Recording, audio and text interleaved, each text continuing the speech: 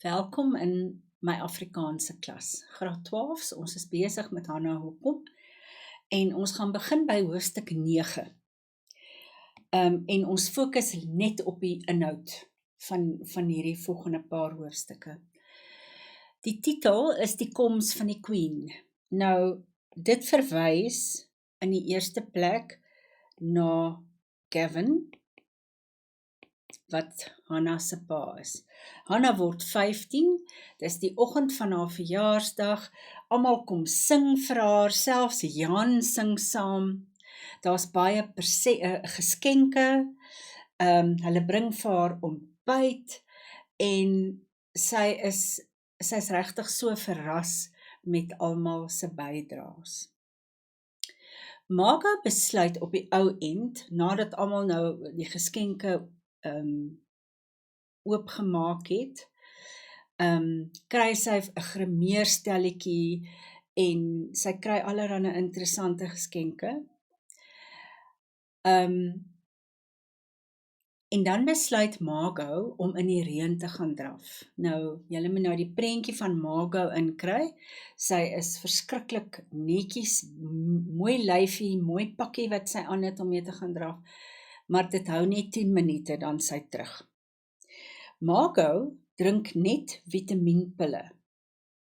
Sy eet glad nie ontbyt nie, want sy wil mooi en maar wees. Gavin val letterlik in die huis in.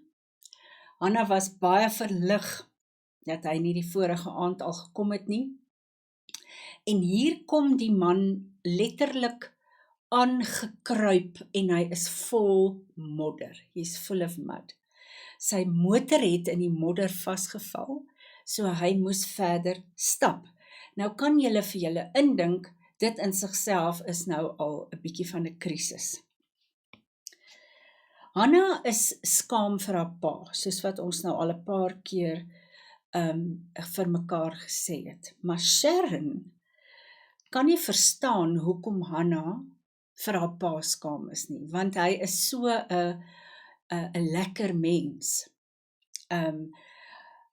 Gavin is natuurlik toe nou besmeer van die modder, en omdat sy tas nog in sy motor is, waar die vasgeval het in die modder, moes hy van Beyer se klere aantrek, wat nou baie konvensionele klere is, gewone mansklere, en Gavin is baie pronkerig, very flashy in the way that he dresses. Elk geval, hy maak toe die aand vir hulle 'n baie spesiale ete. Ek hoop, ek gaan dit nou vinnig kry. Ekskuus, ek moes dit nou al gesoek het. Ouens, ek is baie jammer. Maar, hy maak toe vir hulle ete met ganslewer patee en beskuitjies en allerhande eksotiese goed. So dit was vir haar 'n baie spesiale verjaarsdagete. Hulle speel charades en teen alle verwagting in, geniet Hanna haar verjaarsdag verskriklik baie.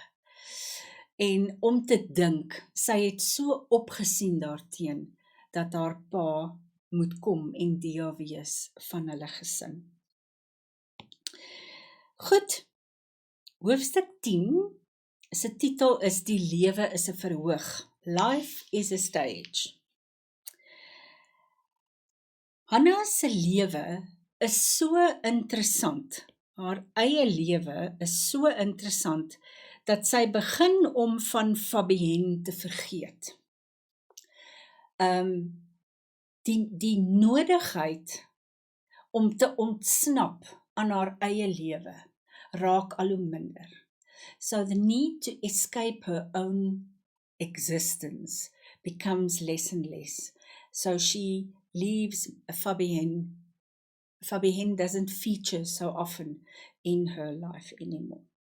So Margot begin met 'n fiksheidsprogram. Sy wil hê almal moet aan die oefen bly en sy kry almal daar om te begin oefen. Jan, Beyers en Gavin gaan om die motor te gaan soek, sodat Gavin sy klere kan kry. Hannah gaan op 'n verbeeldingsvlug. Dis 'n toneelstuk wat sy hierdie keer skryf en dit is nou eie aan haar situasie. Die karakters is almal bly op 'n berg en daar's 'n motief aan die storie. Hulle wil vir Margot uithaal. Hulle wil haar vermoor. Goed. Dis onmoontlik. Die mans kom terug met die nuus dat dit onmoontlik is om deur die drif te kom. Onthou, dit het verskriklik begine reën. En die water het in die rivier afgekom en die bruggie is oorspoel and it's not possible to cross this little bridge. So Gavin gee vir Hannah haar verjaarsdag geskenk, wat 'n baie mooi truitjie was. 'n pragtige, a very beautiful jersey. And Margot and Sharon, they do a makeover with Hannah. Hulle neem haar onder hande. Hulle maak haar hare mooi, sit vir haar 'n bietjie grimering aan en sy lyk pragtig. Sy lyk soveel mooier as wat sy gedink het sy gaan lyk. Sy was bang dat hulle dit gaan oordoen. They're going to put too much makeup on her and do something that's not true to her. They all have a lovely meal wat Gavin maak en na ete toe begin almal dans. So dis 'n baie mooi prentjie van hierdie gesin en hoe hulle besig, hierdie familie en hoe hulle besig is om te groei na mekaar toe. Ons kom by hoofstuk 11. Die titel is Liefde in die lug, Love is in the air. En Hannah beskryf, sy gaan besluit, sy gaan eerder 'n liefdesverhaal skryf.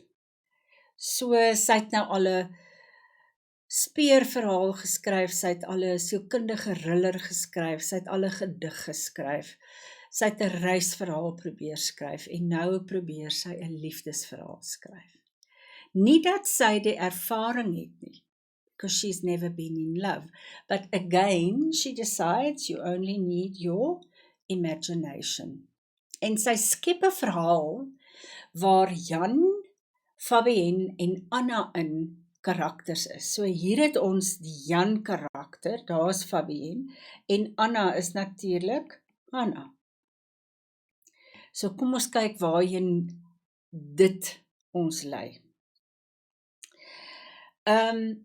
Margot, julle moet nou onthou, sy is in Suid-Afrika om in 'n TV-reeks te kom speel.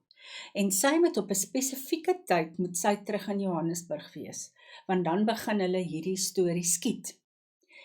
En sy is in 'n toestand, soos net sy kan, reageer sy verskriklik dramaties oor die feit dat sy nie in Johannesburg, sy kan nie in die dorp kom om in die Kaap te kom om dan Johannesburg toe te vlieg. Sharon moet huis toe bel, want hulle kan nie in die dorp uitkom nie. So, dis nou alles is bietjie in die lug.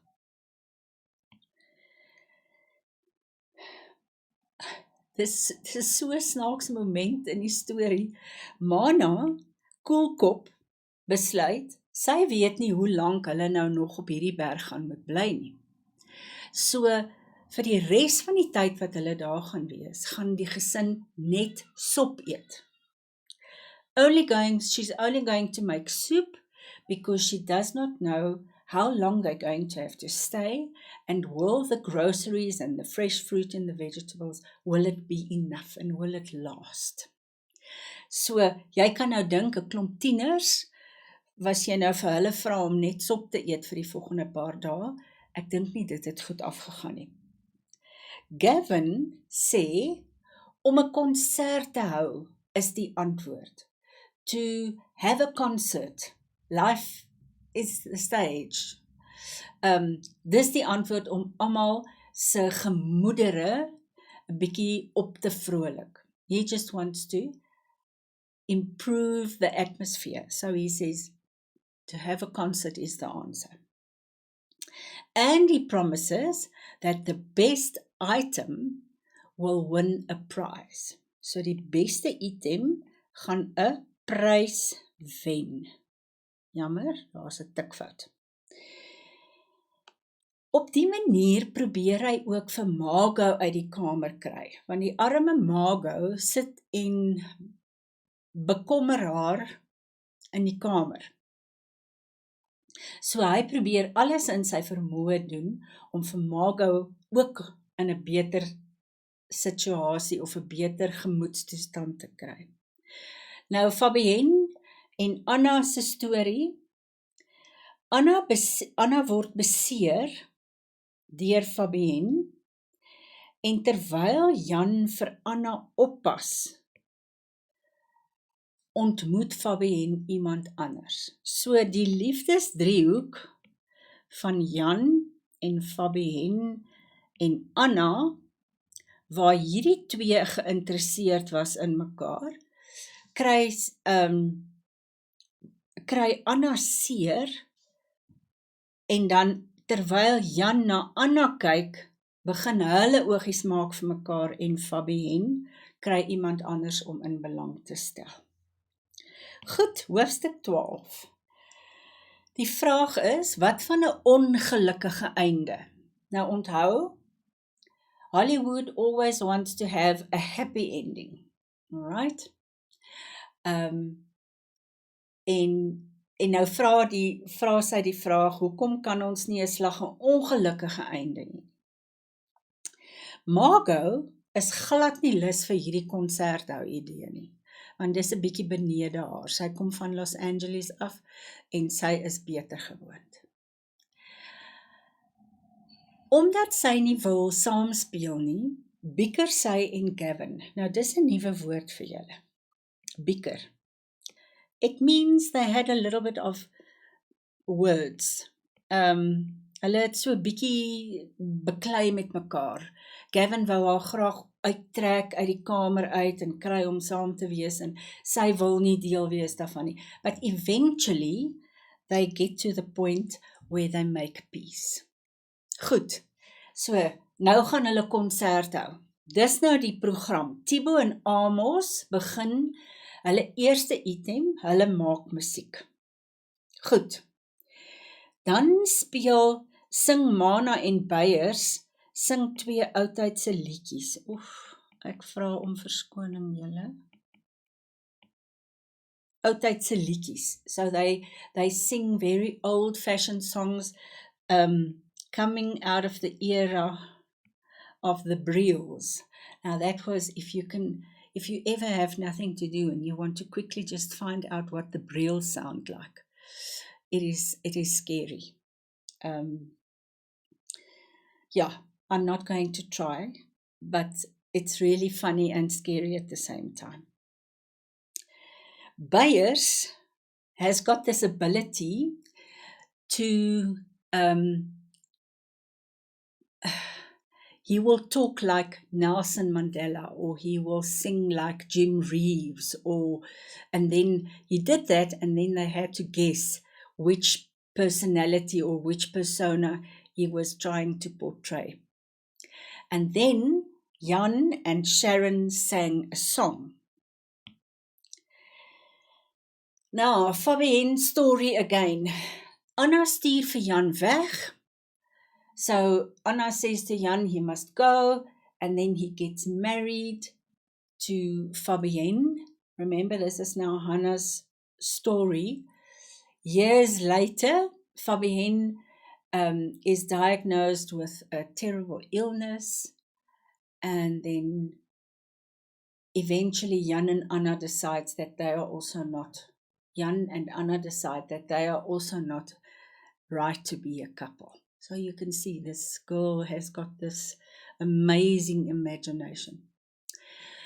Now we're back in the concert. Thibaut en Amos se tweede item is 'n vuisgeveg.